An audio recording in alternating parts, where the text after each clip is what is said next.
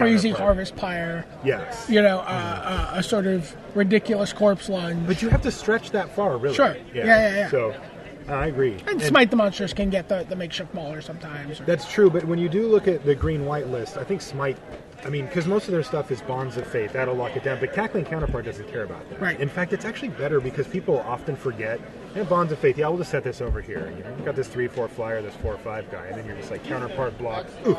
Yeah. That's a fun play. We saw a match earlier today. I think you were watching that match with the Cackling Counterpart, the Juggernauts, or was Nate here for that? No, that was Mr. Nathaniel Price. That was we watched. He's like Galvanic Juggernaut. He's like, okay, take 5. He's like Cackling Counterpart, my Juggernaut at the end of your turn. But the Juggernaut's just still tapped. Oh, we're underway here. Oh, great. Pat Cox is kicked off with Walking Corpse and his opponent Craig Edwards. Craig Edwards on the left. He's going to have a Sinian Priest, which looks like it just bid it to just got excommunicated. Yeah, Victim. It did. He's no longer practicing. He was a victim. Defrocked. He was victimed. Voiceless Spirit for Craig. That'll tend to stop a Walking Corpse. Well, that's a first strike going on. Abattoir. Yeah. 3/2 first strike. We'll get a good idea for Craig's game plan here. If he decides to swing, then we'll know that he's got follow-up plays that he feels like can handle the ground. And if he doesn't, then he's looking to make the game a little longer. Yeah, he's in there. Craig's a pretty aggressive player from what I've seen. And Is he? yeah. Is he aggressive enough to get in for 2 and take 5 here? Oh, what about a rebuke? You certainly, do you think Pat would read him for this, or certainly suggests a rebuke? And he just passed the turn back. Yeah. And a turn, it's Village Bell Ringer. Shows him a little something. So Patrick didn't get his bell rung. There are 2 rebukes to be found in Craig's deck. Okay. And then there's also Midnight Haunting. I don't know if he has one, but there's those 3 mana flash spells that when you're playing against a player who's playing this type of a deck, you have to be aware of before attacking. They all do quite different things to the board, too. It can be pretty nerve-wracking.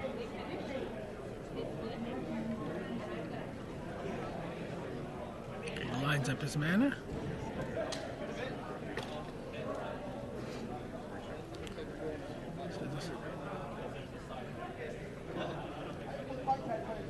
So he's got a couple of choices here. He's thinking. What do you when someone does that? They tap 3 mana and then they take it back. They tap 2 mana. What do you read them as? Do you read them as having a 2-drop and a 3-drop? I usually do. Yeah. Yeah. Basically, I just try to figure out if the guy that I'm playing against, if he's capable of trying to bluff me in any way. If he is, I disregard it.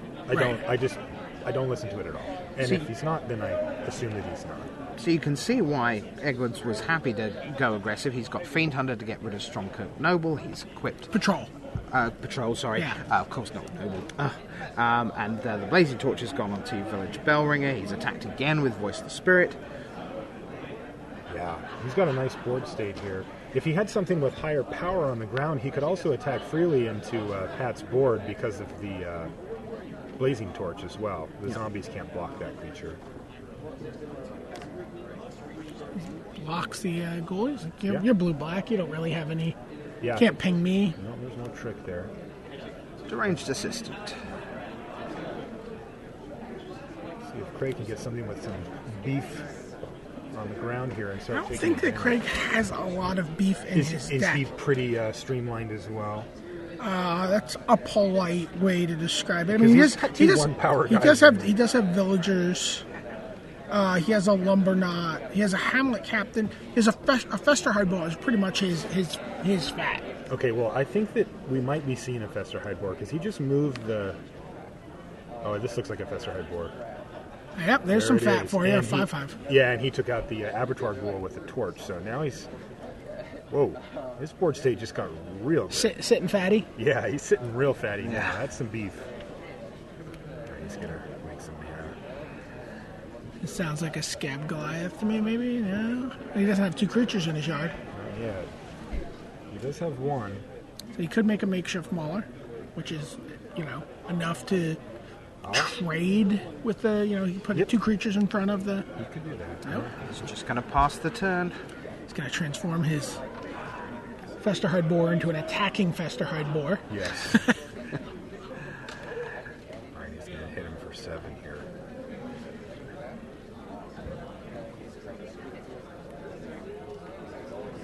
I always found that Festerhide Boar a lot harder than I thought it would be. Yeah, that's definitely that's the sign of someone. Pat Cox is too good a player to just chump block with his. So he puts his walking corpse in the way. If he doesn't have a Scab Goliath. So. Gotcha. Let's get it dead. Yeah. Certainly. Oh, Dark Thicket Wolf. Jeez, that's a lot of pressure on this board. Black doesn't have a proper sweeper here, so I think Craig feels fine with just extending. Oh, sure. I mean, it's the same thing like with the Voiceless Spirit, or or putting a 4 toughness creature in front of a 3 power creature. And there's the Scab Goliath. Yep, good read. He does because there's not dead weight. I guess you worry about, but you don't really worry about an instant or. That's right. Craig presumably is just to the point where he just doesn't care and he just turns everything. I mean, presumably not the Fiend Hunter maybe, but just gets cracking. He's got the Dark Thicket Wolf he can activate. He can also wait a turn. I mean, he can hit him for. Well, okay, so he can hit him for. Yeah, he blocks there. I mean, I guess. He just loses his Festerhide Boar and then loses another. He gets in for 1 damage with the Bell Ringer on the ground that he wouldn't have. So yeah, I think you're right. Just because of the chump block there. And the Hamlet Captain comes down. Mm-hmm. So Deranged will send Typhoid Rats to the bin. I feel like Magic Online is going to warn me that I have mana in my mana pool every time I see someone doing that. That pop up? Yeah. Like, I know. You can turn that off. I don't turn anything off. I'm too scared to turn it off, too. So Patrick Cox looks across the table at the blue-shirted Craig Edwards, who is currently calling the shots in Game 1 of the semi-finals of GP Austin 2012. We're going to see a second Blazing Torch just off the top of your screen. So, interestingly, while Craig doesn't have the... He's now everyone's coming in. And, again, that creature with the... can only be blocked... The Festerhide Boar's got the Blazing Torch. It can only be blocked by the Deranged Assistant. Yeah, so that gets in for 4 anyway. Yeah, and that's enough for Pat to scoop it up. Yeah, because he could also just move the torch and then ding him for 2 more if he needed it. Yep. So Craig Edwards, there he is. He takes the lead, 1-0, and is 1 game away from the final. Over the Proto Nagoya top 8 competitor, Pat Cox. Mm-hmm. Invitational winner, Star City Invitational winner last year. Absolutely. We've Grand seen Prix him. Oakland was a top 8 there, I believe. Yep. 2010. Was he top 8 of San Diego too, just before Worlds? I think he was. Yeah. Wow. Yeah, he's That's really impressive. he's really come on strong. Is this the guy that's known for loving wild Nakatl? Is that? Yeah, his Twitter name is Wildest Nakatl. The Wildest Nakatl. Yeah, Yeah, this Wildest is him, Nakatl. right? Yeah, Okay, yeah. I mean, a lot of players love Wild Nakatl. That's why they had to ban it. So, do we see a tear in his eye as we? Oh, as he gets beat down by little green sullen creatures? in the night now because of his recent banning from Modern? It's going to be very interesting to see quite what that does to Modern, whether you can have it. Because one of the stated goals was to say, let's leave some deck building space for some tribes. Let's see whether there is a way that Merfolk can be good. Let's see if there's a way for elves to be good. I've seen a lot of Merfolk, playing Modern on Magic Online. I actually saw a couple of Ether Wilds in the last week. Yes, there are definitely Ether Wild decks running around. Yeah, not just Merfolk, but there are other Wild decks floating about for sure.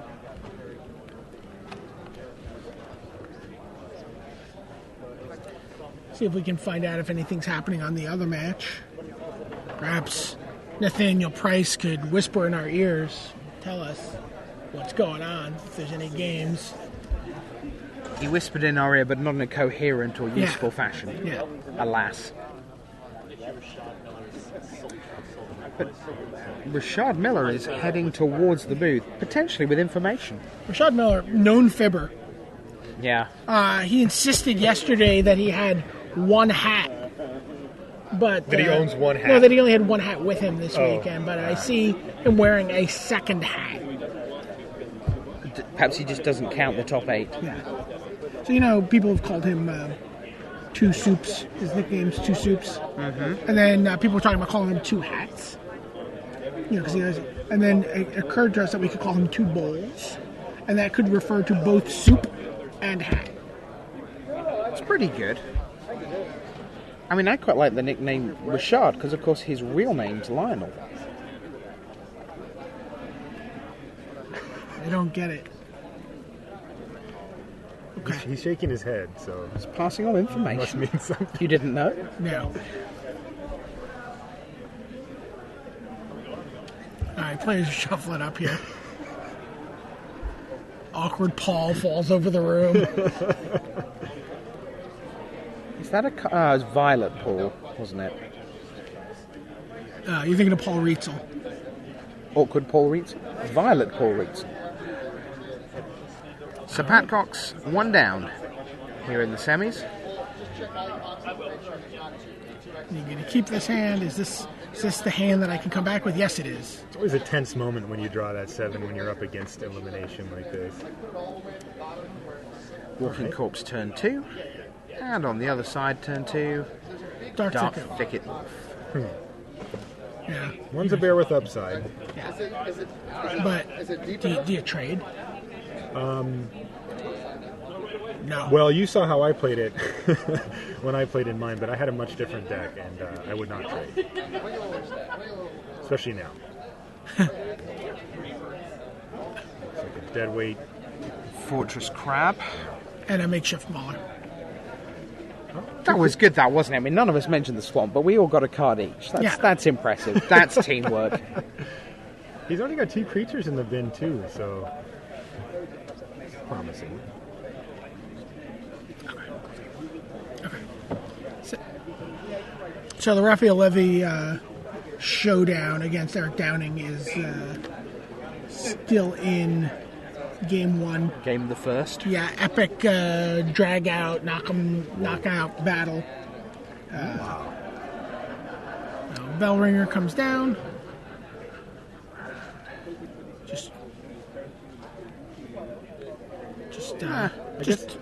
I guess he didn't want to open up... It's kind of like a pillow fight, really. Yeah, they kind of just bounced off each other. I was just like, aha! And then poof. Yeah, and then poof, they just bounced. Yeah, because if he puts all his mana into that wolf and then it gets victim of knighted, he doesn't develop his board anymore, so he probably is going to table phase. It's got to be tempting, though.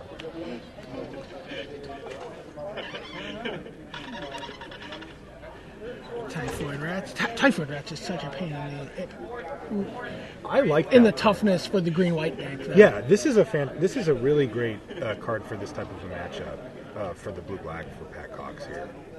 That's a Corpse Lunge. He's going to take out that Fox while it's... Fortress Crab goes away forever. Yeah. And for Lumberknot. This isn't a bad board state for a Lumberknot, I guess. How often is Lumberknot good? You've both drafted that a lot more. I like Lumberknot. I hate Lumberknot. Did you like Algae Gary or yeah, I did. Gariel? Yeah, I liked it in that a little bit more because I felt like there was more sack outlets around. Sure. I mean, Lumberknot does what it does. The problem is that you're still playing a 1/1 for 4 mana, sure. and it just doesn't impact the board enough when you play it. Have you ever played it with Divine Reckoning? I've had that played against me. It became a 13-13. Was I that died fun? that turn. That was not fun. I chumped in and died. So Lumberknot has his uses. Also, yeah, I mean, it's straight in green-white where you don't have the opportunity to kill stuff. Yeah, You have to Divine Reckoning's really the only way you actually have to kill anything. That's right. You can rebuke something, or it's just narrow in that way. But I meant to sort of like consistently mount your counters on it. You know, just consistently tick them up. Also, hexproof is just kind of innately powerful. You know, just equipment and that kind of stuff. I mean, there's sometimes you play that guy and you just need a blocker, and you need your opponent to not tap it, not bounce it, not do anything. Yeah. And that guy, and he'll do that. But here he's not attacking and not blocking. Right. So and he is just. Now, when he gets to a 3/3, he starts to become pretty formidable. And also with the typhoid rats, He's never going to get in. he's nothing special. That typhoid rats is not budging. Nope. Yeah. Oh, just Looks like pops they've fallen itself in into front a- of the corpse. Yeah, they've just fallen into a Picking away pattern with the scab there. Ooh, Ooh, it's not a nice thought. you can't appreciate that? There's a Village of Vestwald. Now that's a card I like. Yeah. Yeah, that to me that's a premier 3-drop for this. How do you feel about first picking that card? I would first pick that card. It would have to be a pretty not amazing pack, but I would first pick that in RNG. It plays well with other green cards like Prey Upon too. Yeah. I mean, there's times where you have the Prey Upon in your deck, and like you don't have anything that you reasonably want I've got a to. bunch of 2/2s. Yeah. 2 for 1 myself. Okay. That wasn't as fun as I thought it would be when I first picked this Prey Upon. It's like, all right, yeah, my Ambush Viper and your guy are dead, and I'm down to Prey Upon. That was awesome. I have done that. Super. And sometimes you have them. Sometimes you get a Bloodline Keeper though that way. It's true. Necessary evil. So do you think the rest of the draft size huge just exhales a great sigh of relief when someone takes down the Bloodline Keeper player? I would, yeah. If I was aware of what was going on, like if I was watching replays on Magic Online or able to see some coverage here like this, I would be like, oh, thank goodness. That card is so hard to deal with. It has all these weird little things too, like so it doesn't die to Victim of Night. It's not 4 power, so it doesn't die to Smite the monsters. Yeah, it just dodges everything. Doesn't care about Bonds of Faith. Yeah, it forces you to play correctly the Bonds of Faith. I can't attack or can't block with this. Awesome. Yeah, no problem. Wasn't doing that anyway. Exactly. Yeah, you need a Claustrophobia or a Brimstone, really.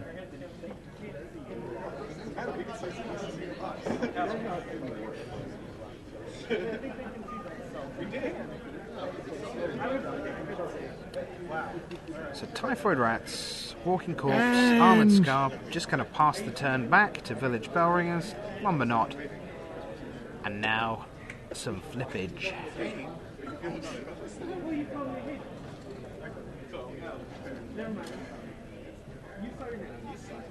He's going to Snapcaster Mage.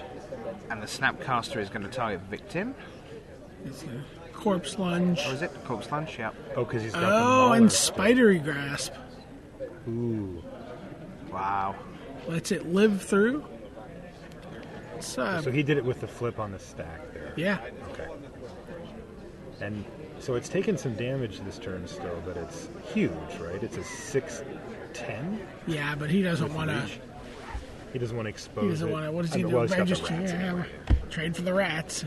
He might. He might. Oh, There he he's goes. gonna do it. I mean, he probably figures. Well, he gets 3 counters on it. He gets 2 counters on his Lumber Knot. Yeah. And he clears the rats, Right. which is not. Yeah. Which he wants unimportant. gone at some Yeah, point. at this point. Yeah, he probably figures one of these two guys is going to get in. He'd probably rather have the big one. He's pretty much all in on that Lumber Knot. Pretty much.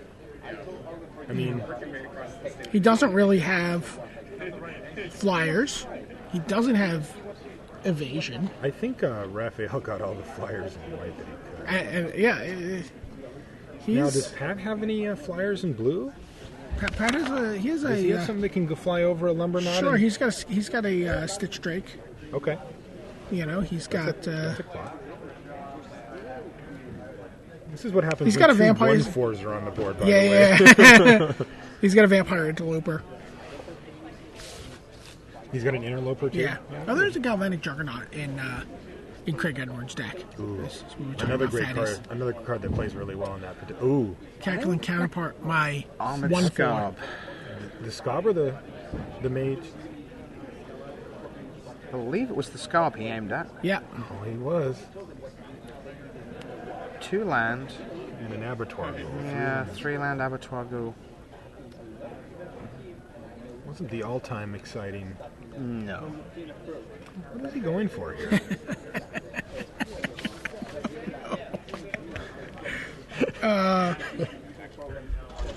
You know, I guess maybe he's just digging to get. I mean, he's got a Gold Caller's Chant. Maybe he's like looking to just return a bunch of, get his zombies back up. Okay.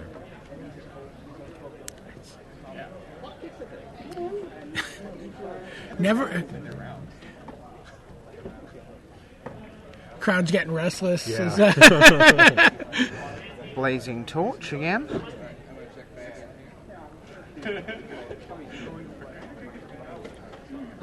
Looks like he wants those a particular way here. He's like, well, which ones are zombies? Which ones aren't? Raph is up 1-0 in the other bracket.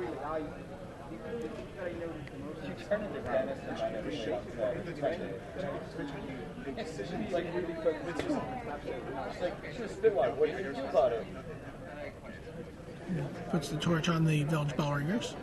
Can't die to the 2 creatures that can block it right now. He tries not to.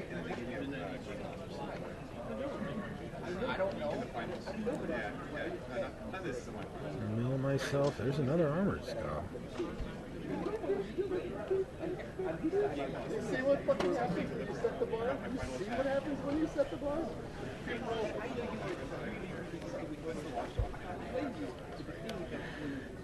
That is a creepy doll. Creepy doll. And that was not in his main deck. That's a card that was in his sideboard. He brought it in for this. Oh, interesting. We did see a lot of ground beater kind of guys. Yeah. I mean, I don't think Creepy Doll is a particularly great card, but it does seem to have an application here. So yeah, keeps the Lumberknot busy. Chumps forever. And occasionally kills something. Which doesn't target, right? So No, it's just when it does this, yeah. it's flip a coin, it gets destroyed. It's that creature. Yeah. But it does have to deal combat damage. Sure.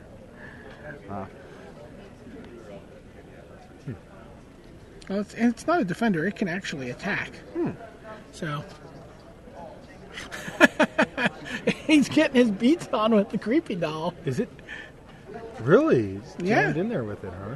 Yeah. He's like, well, block it. Take Go ahead. one. Yeah, I guess he's not getting through the wall of armored scobs right now anyway, so... He may make a second creepy doll here. Wow, he could, couldn't he? Creepy doll beatdown. Wow. You know, this is the type of board state where an equipment goes a long way. There's a victim. Oh, so that's actually what he's looking at. He's thinking about... Because he can snap, flashback, snapcaster, victim. Yeah. So that's what, 7, 8, 9, that's 11 mana. Well, the way this He's getting game's there. going, No, he's it's going to not get mana. there, isn't he? It's just flashback. You get a Snapcaster Mage, flash it back. 7 mana to flash it back, and then you get... Oh, you just get the mage, Yeah, right, yeah. 9 mana, right. Yeah. Yeah, so he's 1 mana off of that. Yeah, that seems like a fine play. He's not even... He's got the ranged assistant. He's right there. I kind of want to see this creepy doll go all the way. There's some sick part of me that wants to...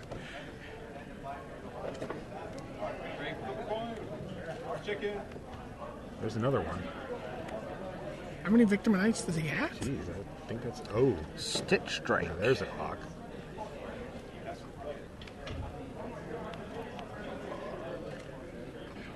That might be a better target for the Yeah. tackling counterpart, huh? Yeah. I mean, it's, not as exciting as saying, I went on to win a Grand Prix. I did 14 damage Yeah. with the creepy doll. And a cackling counterparted creepy doll. Yeah.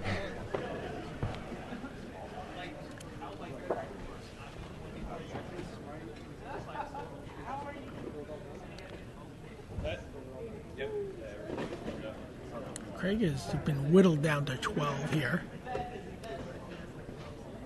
Still got a lot of cards in his hand.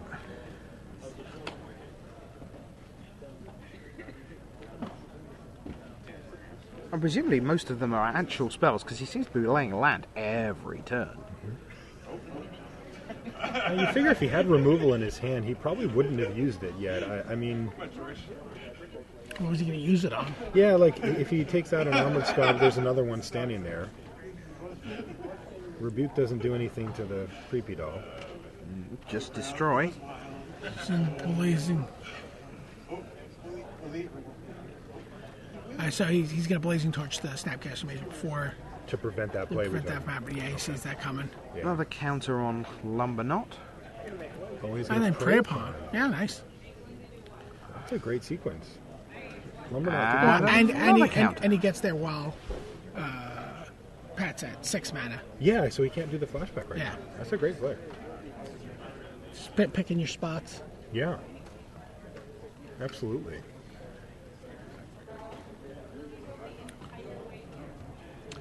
So we're about to see a Lumberknot finally reach the point. Yes, we are. It's going to turn sideways. How big is this? Is that 6/6? 5-5.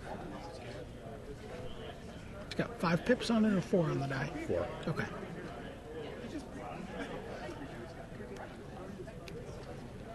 Ghoul Caller's Champ. So let's have a look through. Get some value here.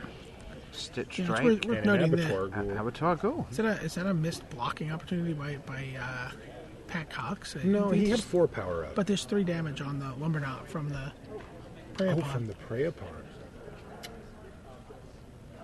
Yeah, I mean, because he would for sure trade off his walking corpse Walking Corpse Armored Scab or get in the one of way. his scabs. Oh. Yeah. I didn't think about that. That was all that same turn, right? Yeah. Yeah.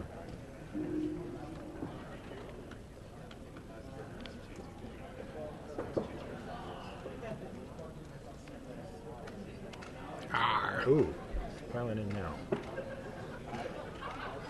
Now he's going to leave back the creepy doll to get in the way of the Hey, Lumberknot. what's up top past the creepy doll there? Lantern Spirit. Here comes the Abattoir Ghoul. Yeah. Ooh, there's some big power shifts happening on this board right now.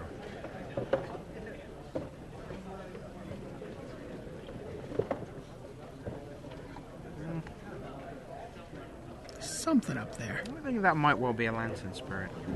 Playing the art matching game. Yep. Or did he recast the Stitch Drake? Is that possible? He did bring one back, didn't he? Yeah, could be. Oh, It is. and there it is. Yeah. It's the replayed Stitch Drake. Thank you. He's got a heck of a board here. Yeah, we can't really blame the players. There's a lot of cards on the table there. Yeah. All right, Rebuke. Yeah, he's Cackling Counterpart. get another one. You know, I said I thought the green-white deck was generally better, but I like the blue-black one a lot better. This is awesome.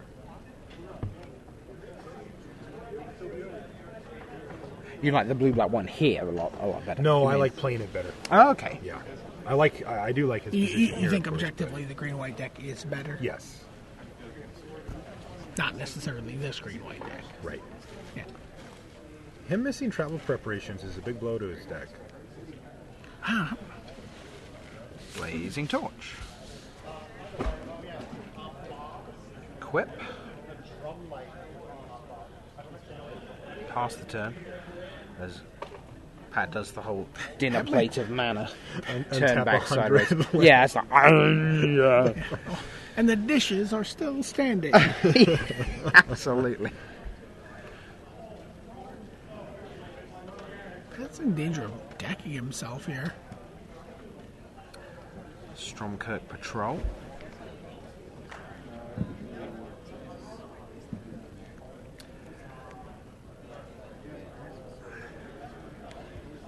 There's a voiceless spirit.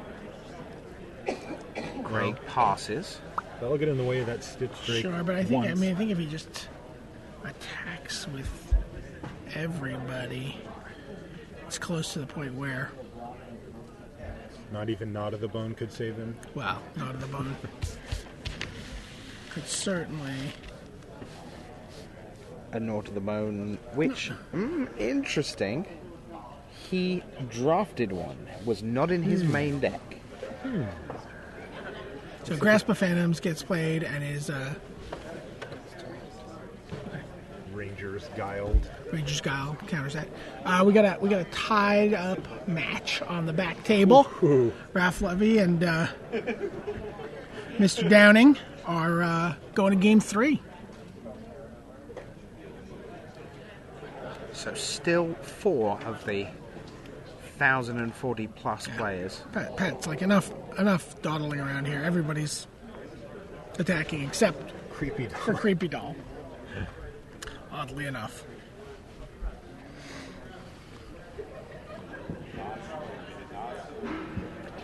Four players left. Edwards, Cox, Downing and Levy.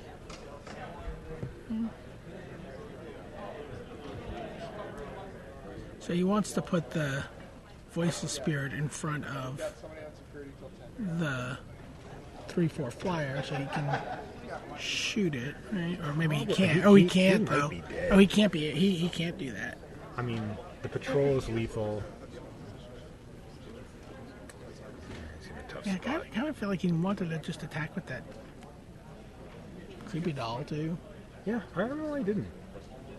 This might just be lethal as it is. Yeah, certainly lethal as it I think stands. I think Craig has a Smite the Monstrous in his hand. 1, 2, 3. Oh, it's Smite. Let's get rid Did of he pay that. enough for that? Let's shoot that. And that was the first strike.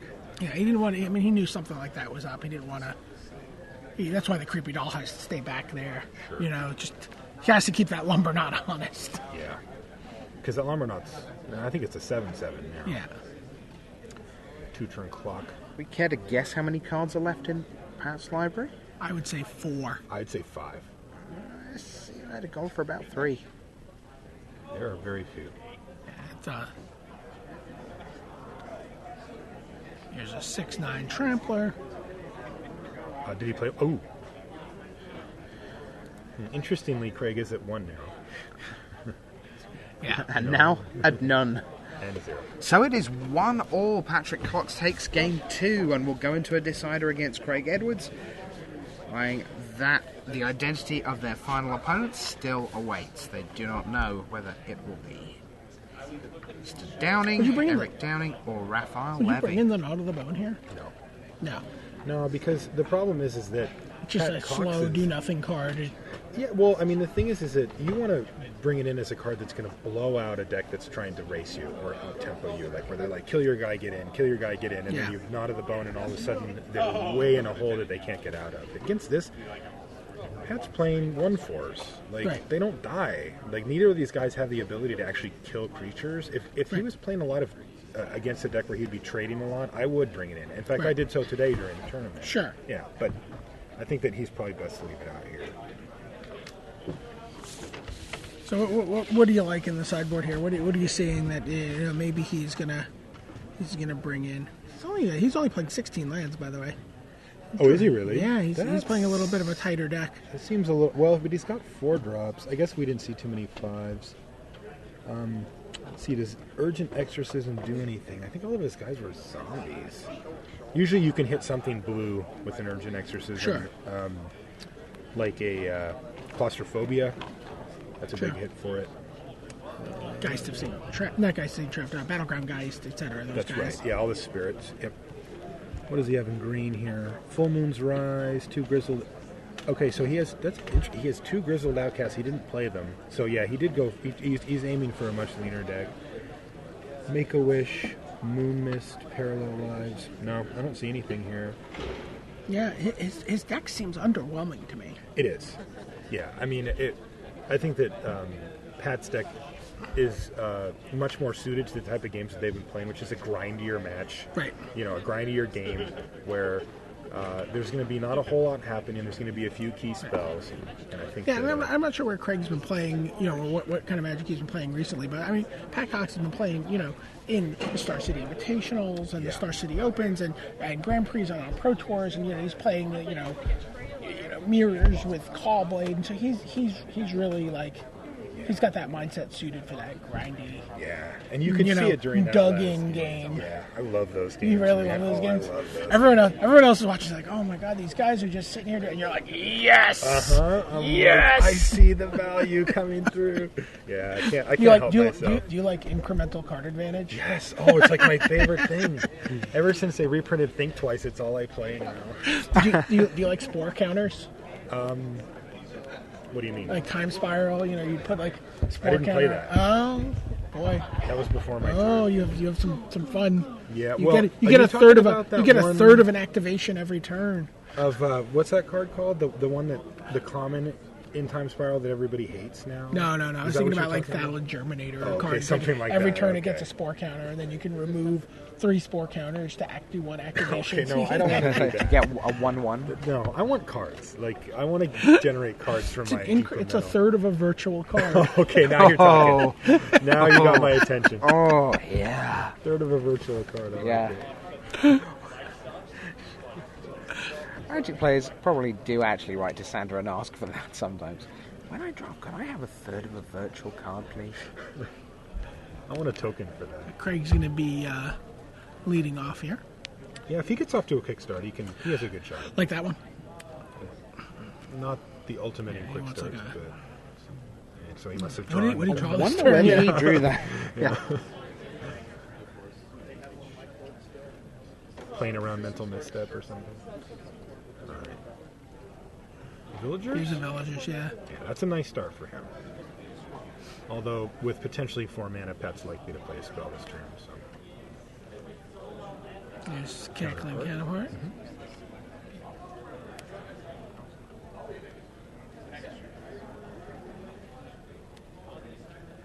Armored Skull gets rid of 1 land, 2 land, 3 land. another Deranged Assistant.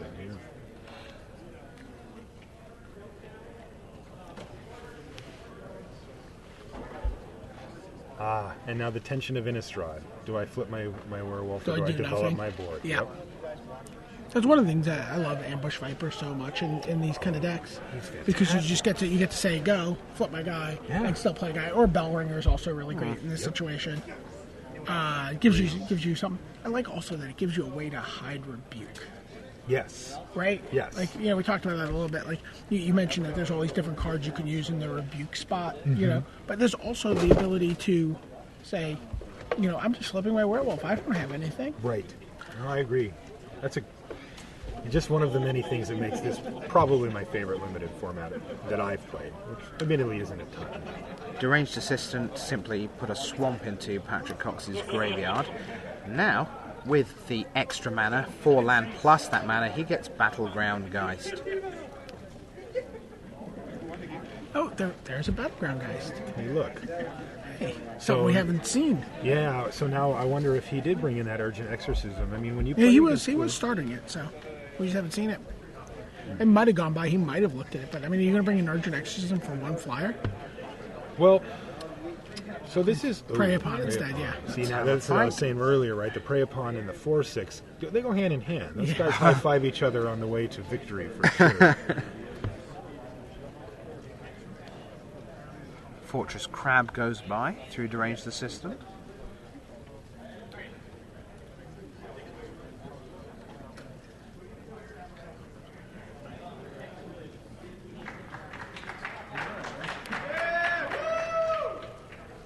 Yeah, Tell and you that winner. the other semi-final is over. I see, and Raphael Levy. Raph has Levy made it. is high-fiving people before he heads home. No? That's not why he's high-fiving people? I don't believe so. Oh, the Equalizer. Typhoid rats. Oh. That'll stop things. We like to call that the Goocher. Oh, wow. And then he went right into a Stitch Ring, too. This is where you want Blazing Torch for, as Edwards. Approximately like that.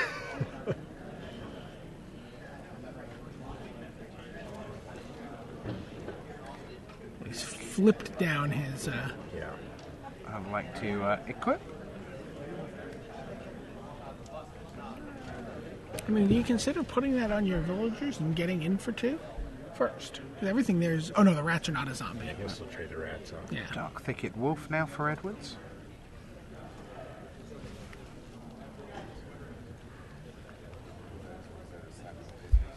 And the Stitch Drake will come back the other way to crack into Craig Edwards' life total.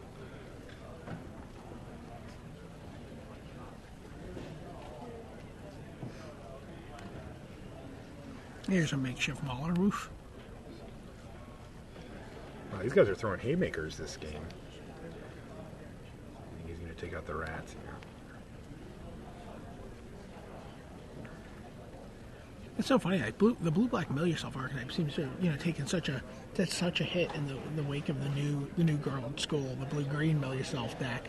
Yeah. But this is just a really solid deck that you can sort of, a lot of cards you can get reliably. That's right. The And commons make up the better part of the deck. interestingly, in the blue-green mill yourself, a lot of times you don't want the Stitch Drake and you don't want the makeshift Mauler, right? Those cards are a little bit antithetical to what you want to do with that deck, Right. which is have a lot of creatures in your graveyard. Right. But that's a great thing because that means you're not fighting. Yeah. Yeah. Hump and sack. And he's going to trade with the Mauler. That's pretty good. I mean, because the Mauler's going to hold off his, even if he gets his villagers flipped. Which he just did.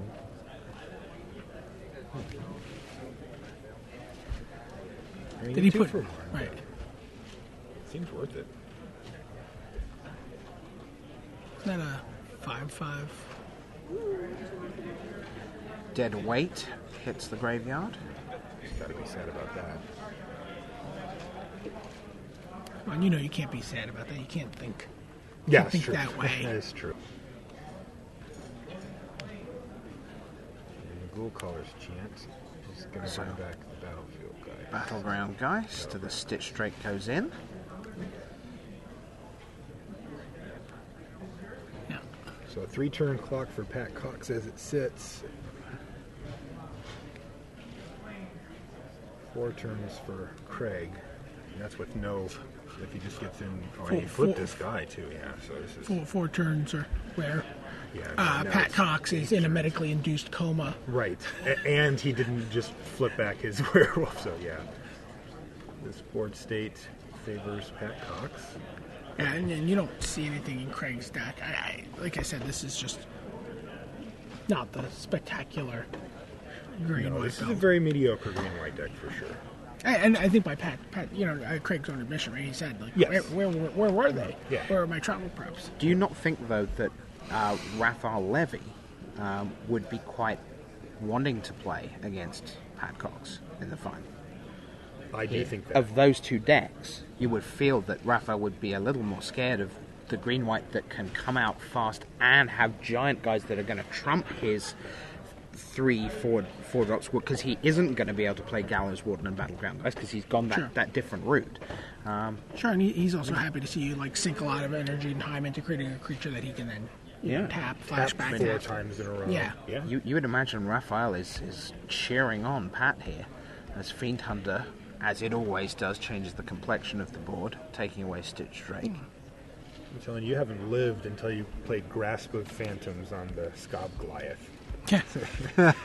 It's my dream, That's pretty sexy. I've definitely Silent Departure, and that seemed fine. And that's usually pretty good. It rarely comes right back down. Yeah. The Grasp is the dream, though. Yeah. And he's going to Cackling Counterpart his Battleground Geist, and that means the Geist gets in for 4, right? Yeah. Yep, because Assuming he did it Other mid-combat. So he's got 8 points staring him down for next turn in the air. It's quite a clock.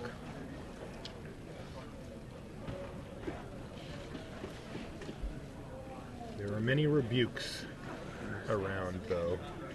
Sure. Which takes him from 8 to 3. Yeah, it's a huge swing. Raphael Levy, Craig Edwards, Patrick Cox. One of the 3 will be the opening champion of 2012. Yeah, and coming into this top 8, the most experienced players in the top 8 were Pat Cox, Raph Levy, David and Ochoa, David of course. Ochoa. So we have the potential of seeing 2 of those 3 most experienced players, facing off in the finals of our first Grand Prix of the year. Yep. You hear a lot of people talk about variance in Magic, and I ran bad and I didn't get lucky, but you consistently see the best players come out on the top. It kind of makes me. Well, I makes me mean, feel again, good. you could just look at Raph Levy's career. Yeah, that's a good study in denying people the shuffler argument. But it's also not just the best people, but it's the best people who work hard. There are a lot of very good players who don't work hard, and then they just vanish. Yep. Attack for 8. Do you have the rebuke? No, I don't. And the next turn it will be too late. Correct. Yeah. Because 1 will still get in. And even if you rebuke one and set the other one down to 3, 3 is what will do it.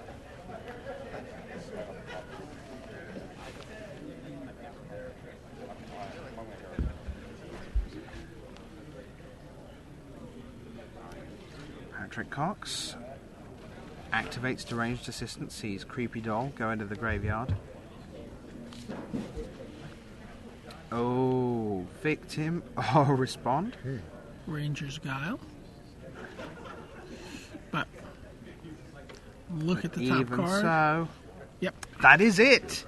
And Patrick Cox advances to the final and will face Raphael Levy of France in a transcontinental fistfight of blue-black self-mill